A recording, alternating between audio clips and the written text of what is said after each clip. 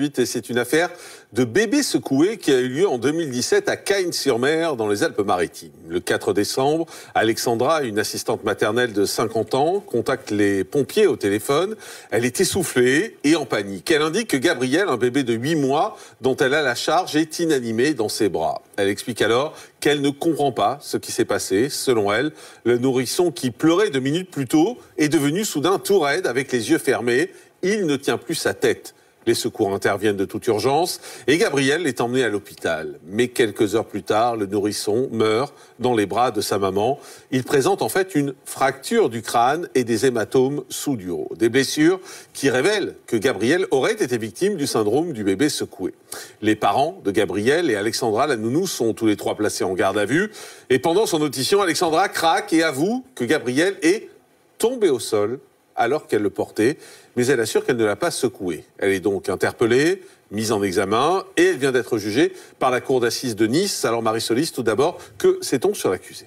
Alexandra a exercé le métier d'assistante maternelle depuis plus de 20 ans. Tout au long des débats, des proches sont venus témoigner et ont décrit une femme expérimentée, gentille, bienveillante, sans une once de violence. En difficulté financière, Alexandra, qui n'avait d'agrément que pour 3 enfants, gardait régulièrement jusqu'à 7 enfants en même temps dans son appartement. Et c'était d'ailleurs le cas le jour du drame. Et lors du procès, quelle a été sa ligne de défense? Après avoir menti aux enquêteurs, Alexandra a évoqué un accident en expliquant que Gabriel est tombé sur le carrelage alors qu'elle le portait dans ses bras.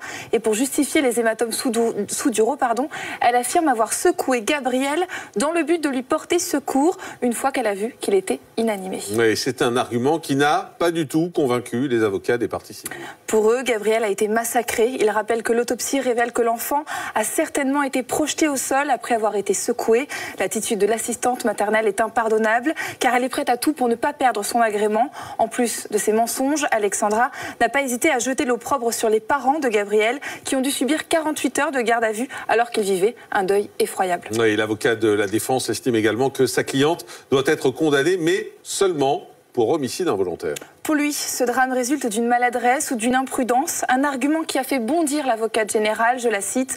La nounou est une personne de confiance, on lui confie l'être le plus précieux que l'on a.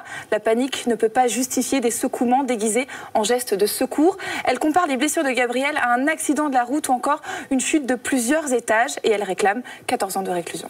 Alors finalement, quel a été le verdict? Après 3 heures de délibéré, Alexandra a été reconnue coupable de violences volontaires ayant entraîné la mort sans intention de la donner. Elle a été condamnée à 12 ans de réclusion criminelle. Il lui est définitivement interdit d'exercer une profession en contact avec des enfants. Merci beaucoup Marie. Ce soir, je vous